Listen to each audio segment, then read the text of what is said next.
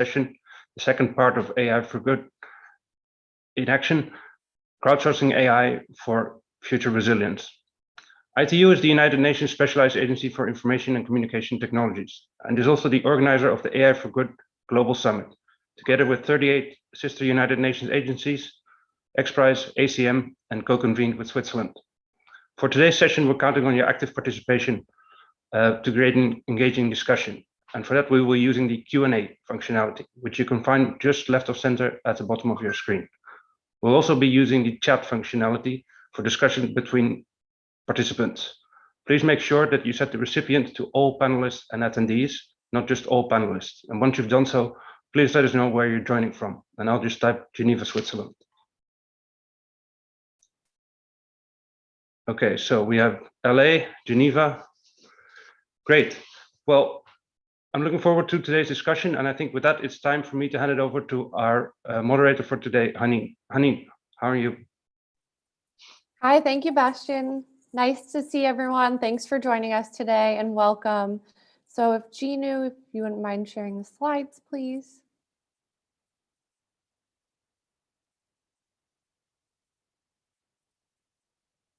Next slide, please. Thank you. So I just wanted to take us quickly through the agenda that we will go through today. So we'll start with about the Pandemic Response Challenge and give you some more details about the challenge itself. And then we'll go into a panel discussion with the winning teams from the challenge. And then we'll talk about our next steps and opportunities for this group to get engaged. So we look forward to explaining that. Next slide, please. Actually, you can skip 2. Next one, please. Perfect, thank you. So what was the Pandemic Response Challenge? So this was a challenge that was $500,000 in prize purse. It was sponsored by Cognizant. We launched it back in November, and it was the quickest XPRIZE challenge we have ever completed. In phase 1 of the challenge, we incentivized data scientists, AI experts, and public health officials to develop an AI model that could accurately predict the spread of COVID-19. In phase 2, we challenged the same teams to develop a prescriptor model that could help decision makers prescribe different intervention plans. So for example, opening schools, closing gyms, and the goal with that was really how can we reopen society with the least detriment to our citizens. So through this challenge, we were able to create a blueprint for future pandemics and other use cases, which we'll talk about in a little bit. Next slide, please. And again, as I mentioned, this challenge was sponsored by Cognizant. It was a very special partnership with them because we had an entirely full-time dedicated technical team from Cognizant that we met with multiple times a week to make this a success. Next slide, please. And we had a number of incredible partners as well. So the University of Oxford, the Blavatnik School of Government has a COVID-19 data tracker. We were able to use that data as the ground truthing for some of the models. We also had an amazing partnership with AWS, who actually gave our teams cloud credits for free, and many other partners, especially ITU, which we love our partnership with you. Next slide, please. We had an amazingly international response for this challenge. So we actually ended up seeing 366 pre-registered teams from 52 countries. That once the registration was closed, we had 104 official teams from 28 countries. And then we had our judges determine the finalist teams. So we ended up having 48 finalist teams who submitted a COVID-19 predictor model, which was amazing. From then, we went into phase 2, and that's when our judges determined the top 2 grand prize winning teams who split $500,000 equally. We also had 8 teams who ended up getting an honorable mention from the judges because of the amazing contributions that they submitted. They won $3,000 from AWS in cloud credits. Next slide, please. So as I mentioned, We had 366 teams from around the world, 34 countries. We had about $1 million in prizes and other incentives. This was only 3 months long, quickest prize we have ever run at XPRIZE. And we ended up with 2 amazing grand prize winners who you will meet very shortly. Before I do that, I would love to hand it over to my colleague, Nima Dadkaniku, who's our technical lead of the AI XPRIZE, and I'll let him introduce our winning teams. Nima? Hi, Henny. Thank you so much. And good morning here from bright and early in Los Angeles. As Henny mentioned, I have the privilege of talking to you today and talking with the 2 winning teams from this competition. First off, we're going to meet Team Valencia. Next slide. And Nuria and Alberto, can you take a moment to introduce yourselves and your team and quickly talk about how you approach the problem that you were solving in terms of this competition? Sure. Hi. Hi, thank you, Nima. Hi, everyone. Nice to be here. Nice to see you. So we are the Valencia AI for COVID team, and as you see, it's quite diverse and relatively large team from the Valencian region in Spain. Alberto and myself, we were the co-leaders of this team. And the origin of the team is a task force that was established in March of 2020. And we've been working together since then in helping the president of the Valencian government make more informed decisions related to the pandemic through the analysis of data using data science and machine learning algorithms. So we had been working together for quite a few months before joining the XPRIZE competition, which was our first competition ever as a team. Excellent. Thank you so much.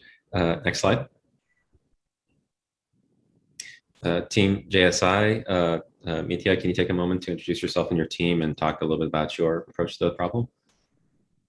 Sure. Hello, everyone. So we are from Jožef Stefan Institute in Slovenia, from the Department of Intelligent Systems, where we do applied AI research. A lot of it is about health, so we were a good fit for this competition. Our common tools are machine learning and evolutionary computation for optimization.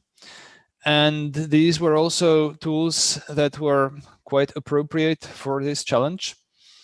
We had to learn quite a bit about epidemiological modeling real quick, but apparently we did a pretty good job, so that's why we're here. Excellent. Thank you so much. You can stop sharing slides so we can see everyone's faces larger as we continue this discussion. Team Valencia, so you mentioned that you actually had a team that existed before the competition. Can you talk a little bit about how you had to change, or if you had to change as part of this competing in the pandemic response challenge, and how you went about doing that?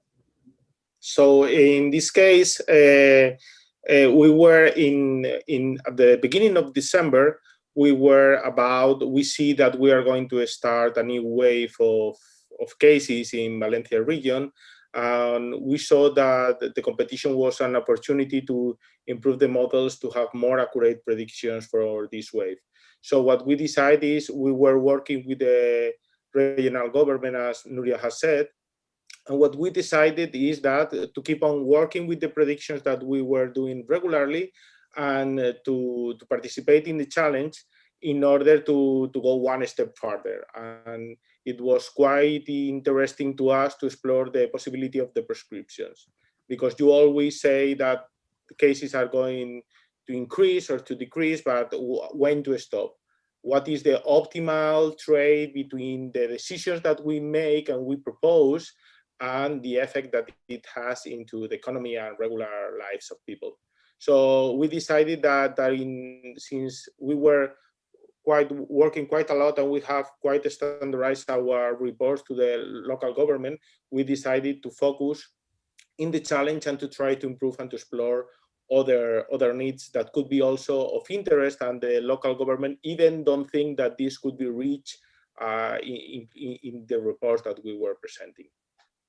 Yeah, so just to give a little bit more technical detail. So on the prediction model, we thought it was a good opportunity to go beyond more traditional SAIR type compartmental metapopulation models or agent-based models, which were the models that we had developed so far. And we decided for a deep learning based recurrent neural network model, which is the one that we presented in the competition. And then in terms of the prescriptor phase of the competition, it was really truly aligned with our main goal, which was how to provide tools to assist policymakers. So we thought it was the perfect framework for us to develop sort of like innovative algorithms that would enable us to tackle that goal. Fantastic. Mitya, was your team formed before the competition, or did you form to tackle this problem as part of the competition? Mostly we tackled it for the competition, but considering that we were all colleagues from the same department, we were used to working together. We've attended some previous competitions, machine learning competitions together, so we had some established ways of working. So it went quite smoothly. Now, we did add a few colleagues from different areas. We have a group at our department that works specifically on evolutionary computation. So we engaged those colleagues, including one who specializes on visualization. She helped create the web application that we also made as part of our endeavor. Fantastic. It's interesting to me that we have two teams who finished first and second, and they took different paths, but they got to the same destination. So it kind of gives you the sense of how there is no one way to win an XPRIZE or to solve a problem. Very interesting. Mitya, I'm going to stay with you. Can you tell me a little bit about the data sets that you used to build your models, since those data sets were so important to building those models? Well, actually, the answer to this is not that exciting. So we used this data set of interventions that was sort of the official data set of the competition. We used one general COVID data set from our World in Data.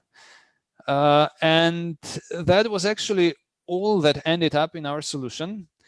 However, we did try to include many other things. Data on mobility, data on weather. We also did some previous research on factors that affect the spread of the disease. And during that research, we collected dozens of data sets on various factors of countries that might be important here. But we couldn't make these things work on the XPRIZE challenge, possibly because we were rushed a bit, and possibly because all this data, all these happenings around COVID are very noisy. Absolutely, yeah. They are not clean data sets. Viruses are not clean. Ordered Exactly. data sets. Absolutely. Team Valencia, what data sets did you use when you were building your systems? So the sets that we were also using the official data sets of the competition, the one of the non-pharmaceutical interventions, the ones of cases, and we also provide to the participants information that we have also about the citizenship poll that we were taking during quite a long year in Spain. It was a local survey that we did, and it was really, really fruitful for providing the support to also then to complement and to see this initiative, how accurate is with the information of the cases for predicting the information of the cases. Nuria was responsible on this part, and maybe she wants to provide maybe more details. Well, I mean, in terms of the data sources, I think it's important to differentiate the types of data that we had been using since March of 2020 and the data that we used specifically for the competition. So since March of 2020, we have 4, now 5 different work streams. One of them is modeling human mobility, large-scale human mobility, and this is particularly relevant to the ITU. So we have been one of the, I would say, most advanced regions in Europe in leveraging large-scale mobile data in the context of the pandemic. We were declared by Vice President Calviño the pilot region in Spain to be able to use data derived from the mobile network infrastructure that had been shared with the National Office of Statistics by the 3 largest telcos in Spain. So it's a very, very representative sample. And we could use that data since March of 2020 to be able to understand how the confinement measures were impacting the mobility in the population, and also to enrich the epidemiological models with the mobility to have more accurate predictions. We've also been leveraging a lot of cases data and deaths and hospitalizations and intensive care units and so forth from the Valencian region. And we've launched a really large-scale citizen survey called the COVID-19 Impact Survey. I put the information in the chat. It's become one of the largest surveys in the world with over 570,000 answers right now from several countries, including Spain. And that survey has really enabled us to fill a lot of the gaps that there were in terms of data availability. I think one of the key sort of like findings pretty much everywhere in the world that has emerged from this pandemic is the lack of a systematic way of capturing relevant data in most public administrations in the world, when we know that if we want to base decisions on evidence, data is a digital sort of like representation of that evidence. For the challenge, we fundamentally relied on the Oxford data sources, which are great. And I really want to also say congratulations to Oxford for this initiative. And I think that they were extremely helpful, particularly because the XPRIZE competition was about over 230 countries and regions in the world. So the data set was providing data for all these countries and regions in the world, which was great. It was just sort of like the minimum sort of like data that was available for all these regions. Of course, there are finer grained data from other regions, but not for all of them. And we had to provide predictions and prescriptions for all of these regions and countries. Absolutely. I think the Oxford data set gives us a very great example of how public data can be used for good. And we come together and share our data and then make it available to researchers, and how that can empower breakthroughs. For either team, this question, were there any data sets that you were not able to access that you wish you could have accessed that maybe would have made your systems better, your models better, your models more accurate?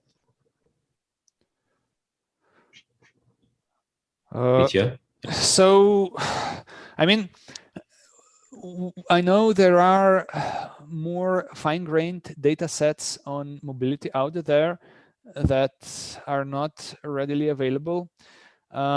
But I don't think those would have helped us that much, mainly because they are not available for the whole world. And this was actually a big constraint of the competition. We had to solve the problem for the whole world. And if we have one data set for 5 countries, that's not very helpful. Now, I think there is a data set that probably doesn't exist, but would be pretty helpful, I think. And that is a data set on adherence to interventions and people's behavior, how careful they are about protecting themselves. Because looking at the data, it seems that this is a pretty big factor that is not captured in the data that's available out there. As you can see, that interventions don't change, but the infections do. And so we hypothesize that this is because when things get bad, people become more cautious, and when things get good, they become more careless. And that would be nice to model. But yeah, somebody needs to make this data set. Yeah, so actually, that's one of the reasons why we launched the citizen survey. We have that kind of data from the citizen survey, but again, it's not available in the entire planet. So we can have a good idea in Spain, for example, or in Germany, but not in most of the countries in the world. I think I think there are two interesting data sets that could be very valuable moving forward on top of what has already been discussed. The first one is a data set that estimates the costs of the different non-pharmaceutical interventions worldwide. I think that is critical to be able to make meaningful prescriptions, and it could be quite valuable, and it could be a quite interesting endeavor to try to assess such costs in retrospect, now that we have over 1 year of pandemic with 1 year of non-pharmaceutical interventions being implemented pretty much everywhere on the planet.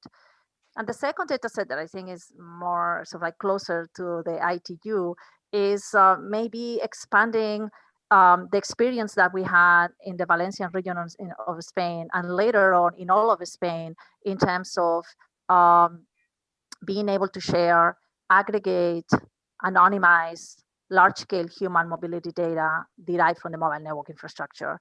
I know that some telcos have contributed in other regions in the world. I do know the efforts of Vodafone because I created the area of data science for social good at Vodafone, and one of the positive outcomes of my work was the fact that they collaborated with several European governments in leveraging insights from their mobile data. But I think it could be interesting to have sort of like a more sort of like worldwide praxis of being able to leverage this kind of data for social good, including pandemics, natural disasters, and so forth. That's a really interesting point about with the proliferation of cell phones and smartphones. Now we can actually track people for good for once. Usually it's for not good, but in this case we can actually map human movement. And Mitya, your point is actually very well taken in terms of adherence. Here in the United States, we see this completely from state to state, from city to city. The difference in attitudes, and also I think people are just tired after a full year of being indoors. They're just like, vaccines here. I'm done adhering. But to your point, that does cause significant issues and needs to be reflected in the data that we are mapping. Team Valencia, can you talk a little bit about how you worked with local governments and public officials in building your systems and then also deploying your systems, as you have had decent success in this area? Yes, well, yeah. Maybe I start and then you continue, Alberto? Yes. So the origin of our team derives from the experience that I have had for over 10 years in pushing this area of using data and machine learning for social good. So I sort of like created that area at Telefonica. I created it also at Vodafone. This is one of the main topics that Data Pop Alliance is devoted to. It's an NGO based in the US that I'm chief data scientist in. And me personally, I had worked on leveraging mobile data for natural disasters, for financial inclusion, and for infectious diseases, including H1N1, Ebola, and malaria. I was working actually at the time on a project on malaria when the COVID-19 pandemic started. So I felt frustrated in March of 2020 because I started realizing that there was going to be a pandemic and I didn't see that data was being used. And I didn't see particularly that mobile data was being used in any meaningful way at the time. So I felt really compelled to reach out, and I reached out to the central government in Spain and to the Valencian government because we are based in the Valencian region. Spain has sort of like a federal model with 17 different regions. Is similar to the US states, and each of them has a president similar to a governor, I guess, in the US. So the Valencian government immediately thought that it was a good idea, and they named me commissioner to the president on data science and AI for COVID-19. And it's an honorary, voluntary kind of position that consists on leading and coordinating a team of scientists from the Valencian region. So very quickly, they organized a meeting with the experts on AI and related areas in the Valencian region. And one of these experts was Alberto. And I sort of like presented the idea to all these potential interested people in joining this initiative. And the response was incredible. And more than 20 people said that they wanted to volunteer to work on this. And that's how the team was created. One of key elements that I think is an absolutely necessary condition for a team like our team to be able to have any kind of impact and to be able to succeed is to have a very active participation from policymakers. So since the very first day, a director general working for the president of the Valencian government has been a member of the team. She has come to pretty much all the meetings. She has helped establish priorities. She has really made an effort in understanding what we're doing and translating everything into political language so they could actually use it for making decisions. And I think that is very, very many of these projects in the past. And I think this is the first project that we have had such a sustained impact for over a year now. And because we have such involvement and committed government itself and from the politicians themselves. Alberto, you wanted to say something? Yes, something, I think it's a key part. Not only what Nuria says, that not only to have people involved from the administration, that they, of course, you need some technicians, but there should be someone that is a higher level that can supervise, connect areas. When we're demanding data, we need that these people also has access to speak with people that take decisions in order to provide the data. And also very, very important is that she helped us with the guidance of the actions to take on and what were the interests, because you can think about the scientific interest, what you expect that is at each moment the most relevant, but to have this guidance, it helps you quite a lot to put the focus on the real interesting things, and you know that your work will be very well received because they were the ones that are asking for it. Fantastic. And yeah, it's amazing that you're able to kind of get that collaboration going so early. And I personally think that was a big part of why your team was so successful, because you actually had a customer, you had someone you were building your product towards, and then that really helps clarify what you're trying to build.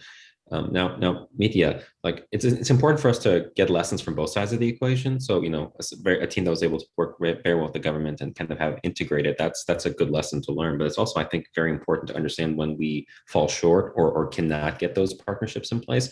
Do you have any lessons or advice for any of the people on the call or in general who may actually be working in government around how to engage with data scientists and leverage those experts in their day-to-day decisions?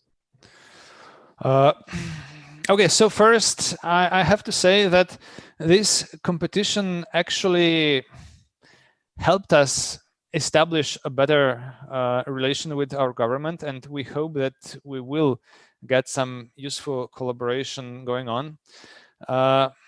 Although it turns out that the things we developed for the competition can't be applied directly to the problems we have around us, but we're working on that and hopefully we'll get there. Now, I myself actually don't get to interact with politicians that much.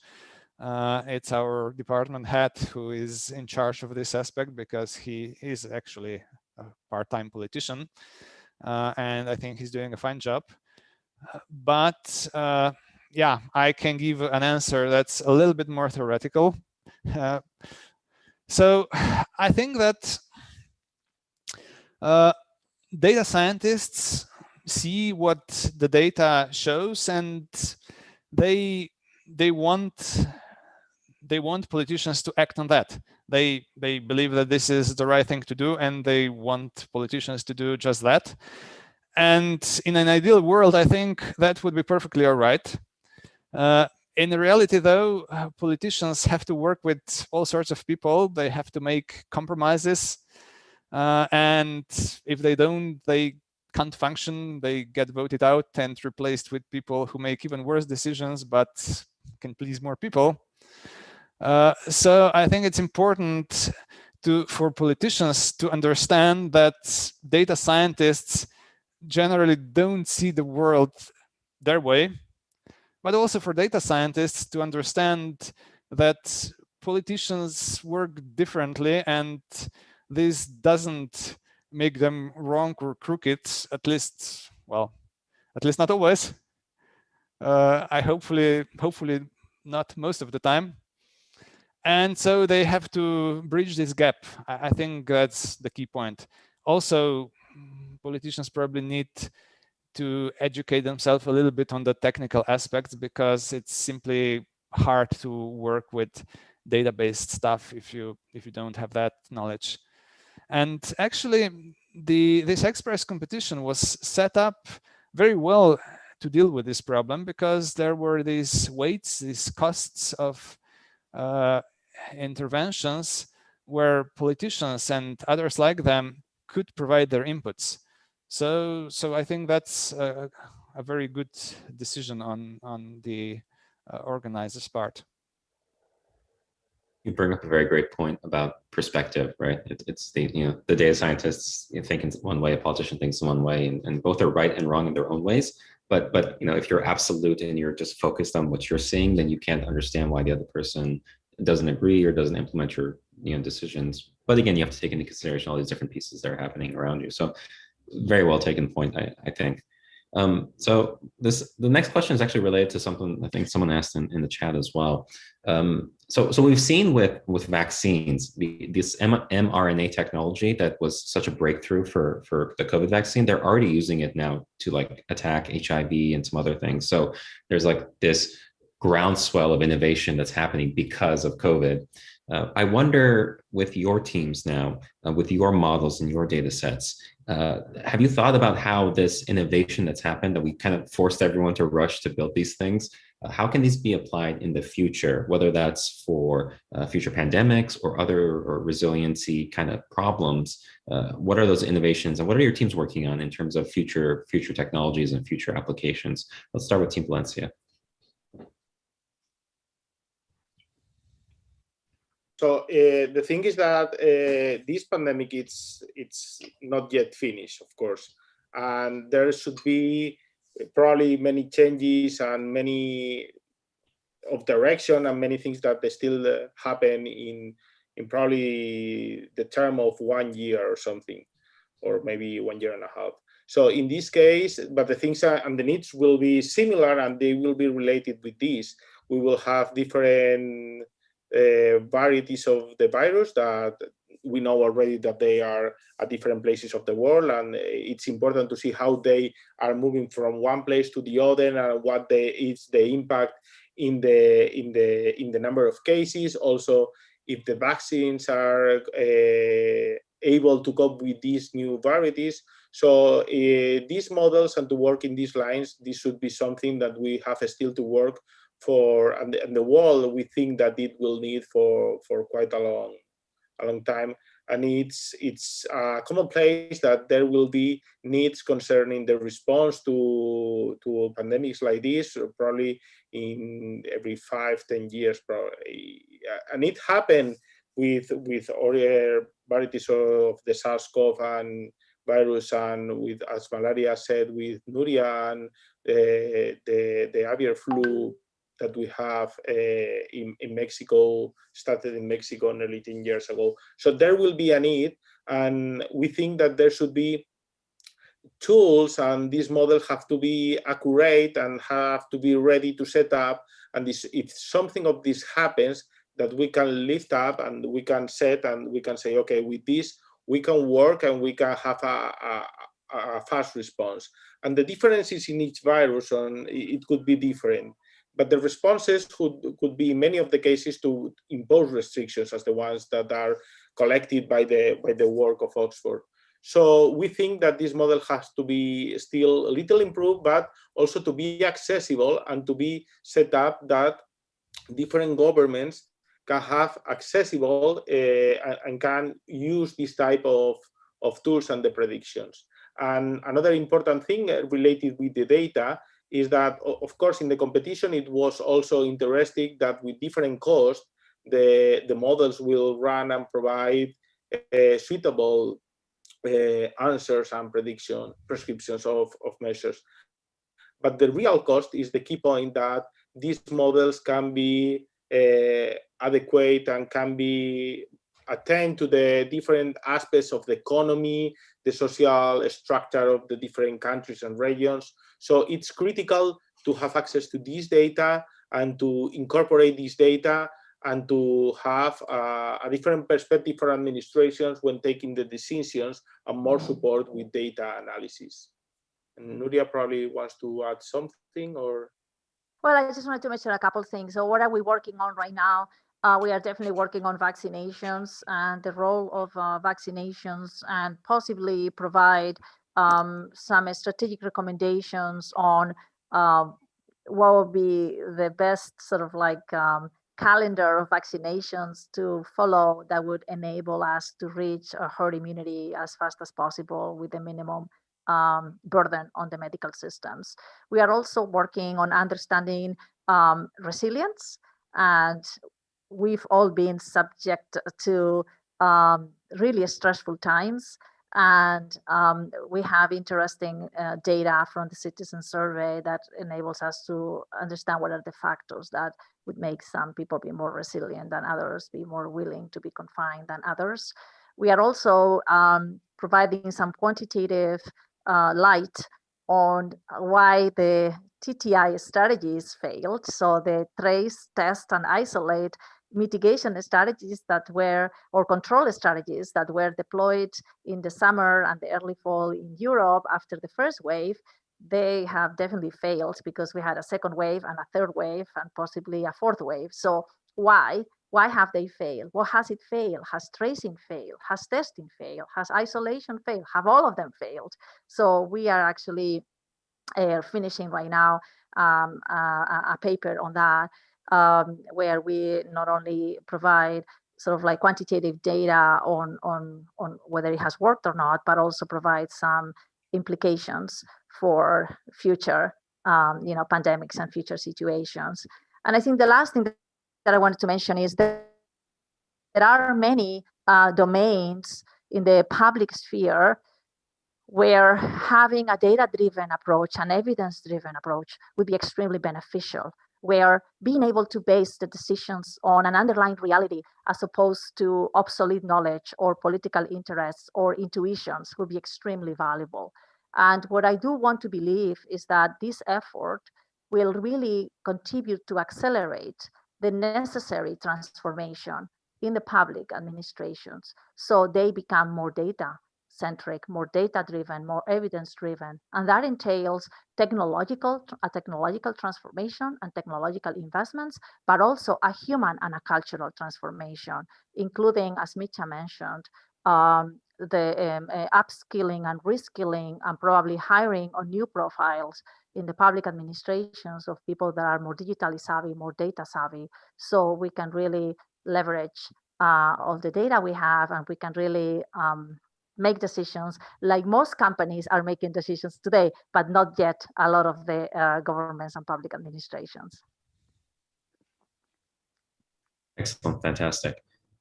Just a reminder to everyone, please enter your questions in the Q&A function while we are discussing, so that we can, if you have any questions for the teams as we're going through this. Back to you, Mitja. What's your team planning in terms of next steps, in terms of building on this and then moving forward?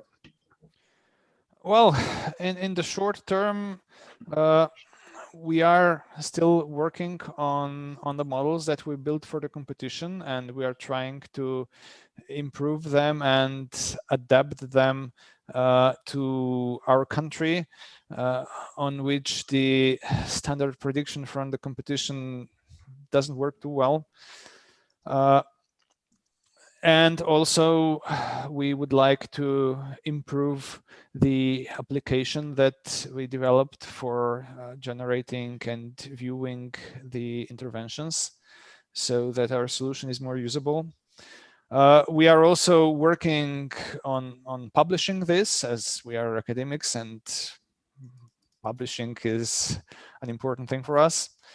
But in the longer term, yeah, we would like to improve this technology, maybe make it ready for the next pandemic, or hopefully it doesn't happen for the continuation of this one. Hopefully it will be over soon. But I think these solutions can also be applied to other problems. So this consists of two main parts, the predictor and the prescriptor. And it's the prescriptor that is the exciting part, because people have been predicting various stuff for a long time. That's a known problem, and everyone knows that it's good to be able to see what happens in the future, even though usually it's really hard. But for any problem where you have a predictor, you can then use the prescriptor if you have to plan something in multiple steps. It can be, I don't know, economic development, business planning, political campaign. So we'll be on the lookout for problems where we can apply this technology, and then we'll see where we get with it. Fantastic. Do the teams have any asks or any requests of the attendees here in terms of anything that they can contribute, or how they can help your teams out in terms of this problem, current problem, or even future problems? Team Valencia.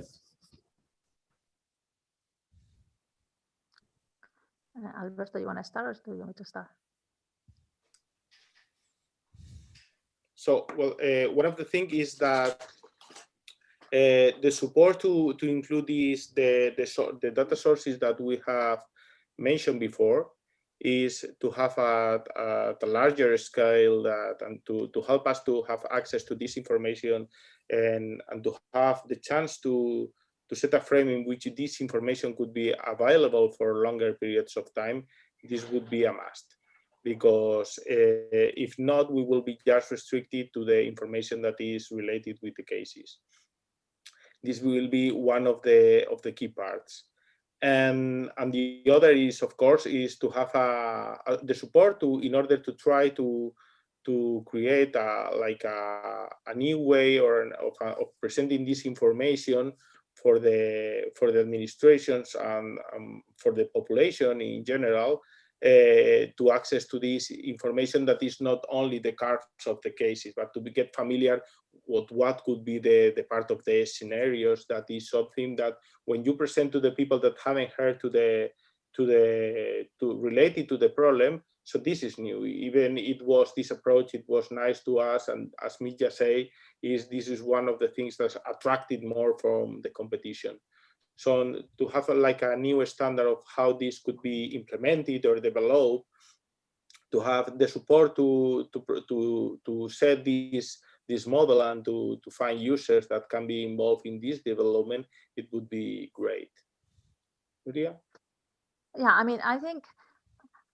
I think our dream would be to be able to build a platform that would be widely used by decision makers, policy makers, but also business owners or even citizens, and that would include key areas that are relevant and that are meaningful for a variety of purposes, including pandemics. So, and all of these areas are already building blocks that we have built over the past year, but we would need the additional support to be able to turn it into a usable large-scale platform. So as I mentioned, mobility analysis, epidemiological models, and predictive models. We have additional predictive models on intensive care unit occupation, hospital occupation, inference of the prevalence, early warning systems related, for example, to the analysis of residual waters, which is another activity that we're doing.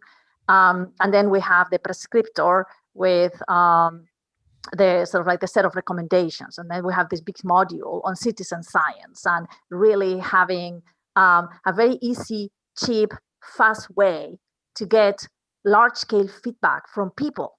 We can't forget that all these decisions affect people. We can't forget that the pandemic is impacting, every society. So giving people a voice in a way that is both anonymous and very easy and very fast. I think it's extremely powerful and even inspiring from my perspective. And this has been one of the most, I think, surprises perhaps of the work that we have done over the past year, how useful and how powerful this citizen survey has been. So our vision is to have all these elements into some open source platform that could be accessible to, different regions and different kinds of people in those regions.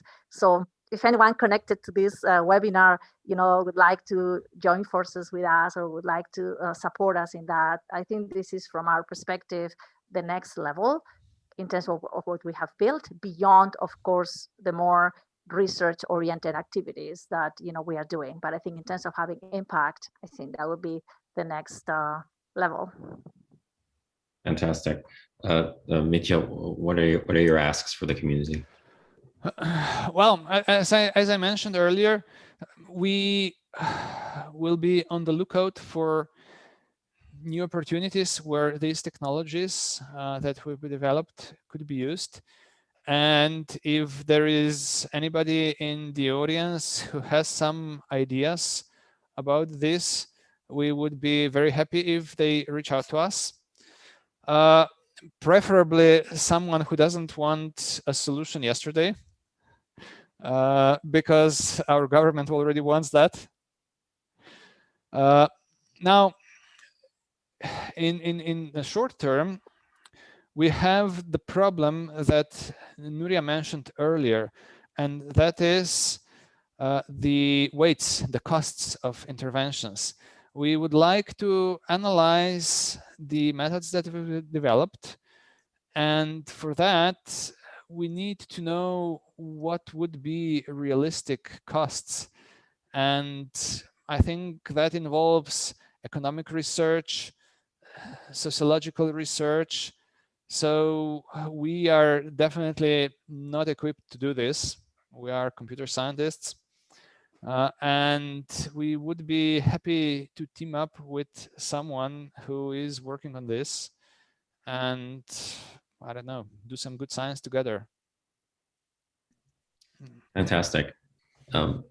This discussion around collaboration and kind of pooling resources and bringing people together, for whether they're data scientists or economists or other things, is actually very relevant to what XPRIZE is doing, and what this pandemic response challenge in its next phase is going to be. I think it's a good opportunity now actually to invite Chief Innovation and Growth Officer from XPRIZE, Amir Benefatimi, on to kind of talk about these next steps, because they're very aligned with what you are actually talking about. Amir, do you want to spend a few moments talking about our next steps with this competition? Yes, thank you, Nima. With pleasure. I've been listening carefully to what Nuri, Albert, and Misha was saying and talking about, and this is music to our ears. So when we created the first time the challenge with our partner Cognizant and Oxford, the goal really was to give an opportunity to a number of teams globally to think and bring together their models and their thinking and their approach to balance between mitigation, interventions, and cost and prediction. And while we've learned a lot on how this collaboration shaped up, we are really understanding that this global approach cannot be done in vacuum by different teams separately. So while there is interest in research on one side, and there's research on supporting policymakers, and to, as you said yourselves, to help policymakers be more aware, more informed, and more agile in their approach and support, definitely gathering data set, access to cost, access to behavior data sets are important. So our next phase of this pandemic challenge, with all your help, but also with the larger community that has been supporting us in general, and of course ITU and other UN agencies, is really to work towards resilience. And towards resilience, we're thinking about inviting not only the winning teams, but also many other teams to join us to create a next phase of a public, open public modeling approach where we can make available an always-on utility where not only policymakers can tap into interventions and mitigations and predictors, but also be able to simulate the outcome of their decisions.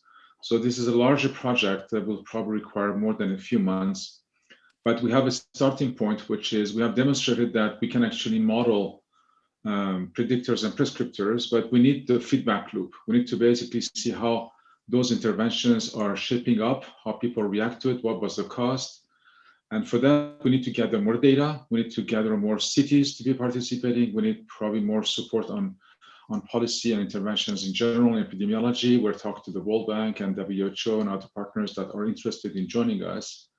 So the next phase really is for us to create this resilience-oriented open framework where we can imagine it could be a public service utility where not only you can simulate and see the result, but also you can approach it from a lens of a researcher, from a lens of a student, but also from a lens of real intervention that are from corporations or cities themselves. We believe that cities are core function of these interventions because this is a good granular level of decision-making and support and investment capability that could embark and own certain type of decision-making at a good geographic level.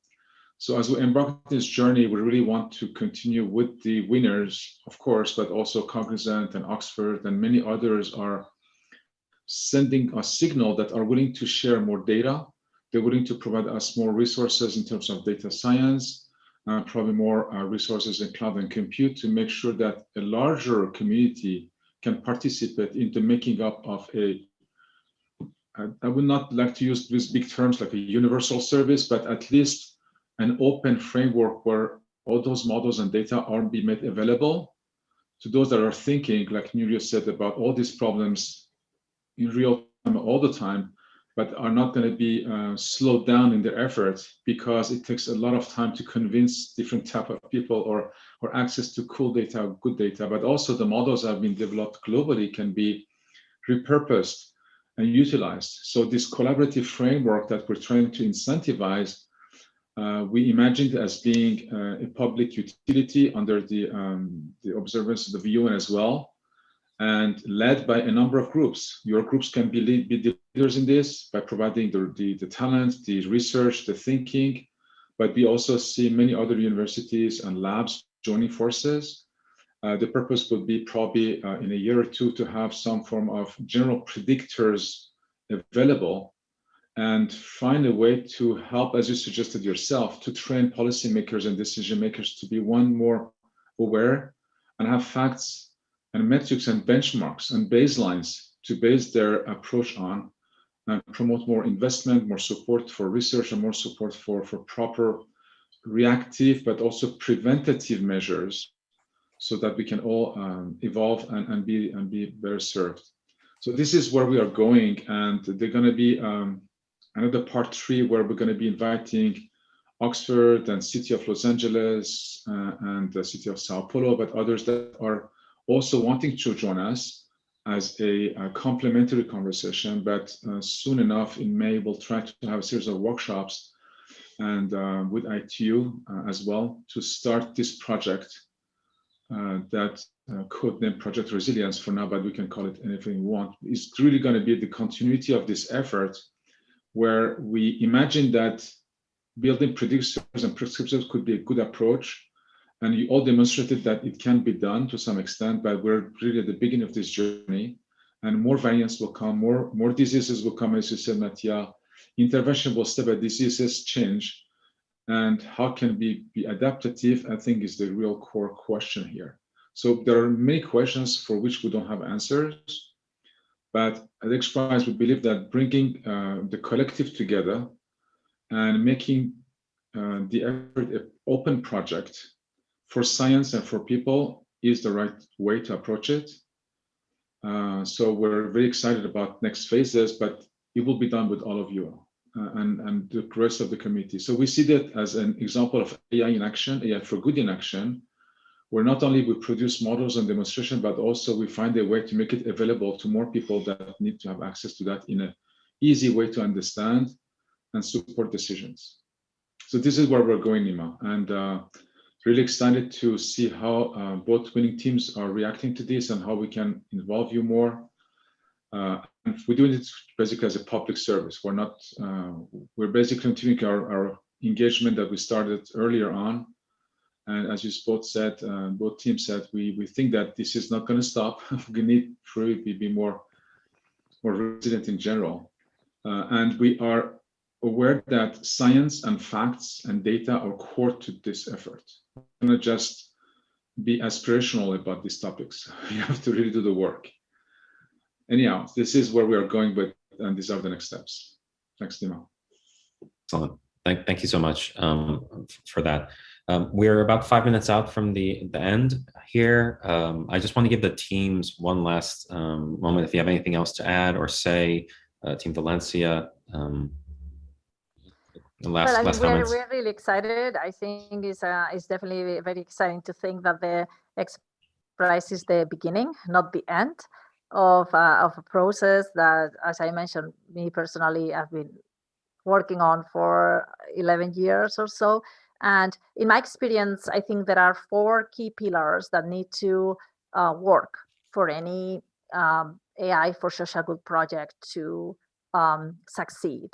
It has to be technically feasible.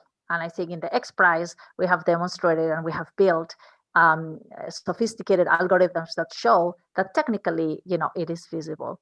It has to be socially acceptable. It has to be, of course, legally in compliance with the law. And it also has to be financially sustainable. And in my long experience of working on this area, I find that the financial sustainability of the projects is one of the bigger bottlenecks. It is relatively easy to do a pilot because it's relatively easy to find funds to do a pilot. But these projects, to have real impact, they need to be running all the time. There has to be a financially sustainable model to cover all the costs that entails running them and updating them and, of course, improving them, because reality is complex, and as there are new research results, they need to be included there. So if we could develop each of these pillars that I mentioned, so we can actually collectively have positive impact on the world, I think from my perspective, that would be the most successful XPRIZE competition ever. So I just take it as the starting point, but I really think that we need to work together on figuring out an answer to these 4 very important pillars for this initiative to succeed. Excellent. Thank you very much. Mitya, just quick final comments. I think Nuria has said it very well. It's been exciting to be a part of this. But yeah, we would like to remain a part of this for the future. And that requires some funding, basically, because when you are faced with the competition and you have to work for a couple of months, you can do it. You can spend nights and weekends on this. Everybody is super motivated, but you can't keep it up for years, and we have to keep it up for years. Absolutely, very, very valid and important points, and hopefully we'll be able to kind of build these systems as we move forward and make them sustainable, as you've pointed out. I want to thank everyone for joining us today and talking and sharing their thoughts here. The one thing I do want to point out, Genio, if you can pull up the next webinar slide while I am talking about this, join us for part 3 for this exciting 3-part series where we will introduce the Pandemic Response Challenge technical team leads, but from Cognizant and from Oxford and from our data partners as well, and other critical partners. That webinar is scheduled for April 20th, 9 a.m. Pacific time, 5 p.m. Central European time. And that's a tentative, so it hasn't been confirmed yet, but keep an eye out for part 3. Again, thank you everyone for joining us, and have a great morning, afternoon, evening, wherever you are around the world. Thank you so much and have a great day. Thank you very much. Bye.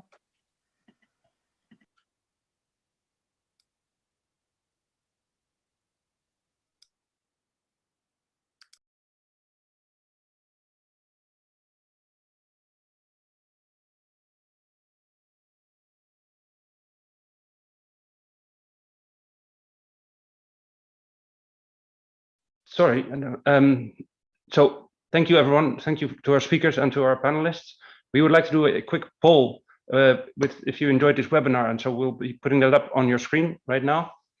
And in the meantime, let me name a few things. Next Tuesday, on 13th of April, we have a webinar on AI and geospatial applications and policies, a global perspective, at 4 o'clock. And on Thursday, we have the second Trustworthy AI session.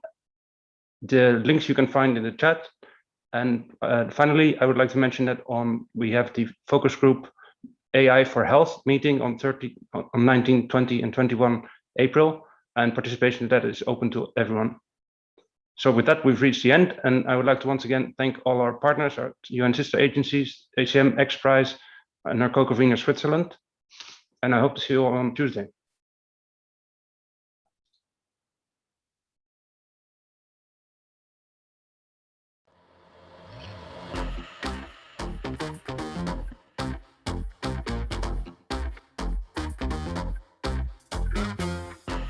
Selector, rewind selector, rewind selector, rewind selector.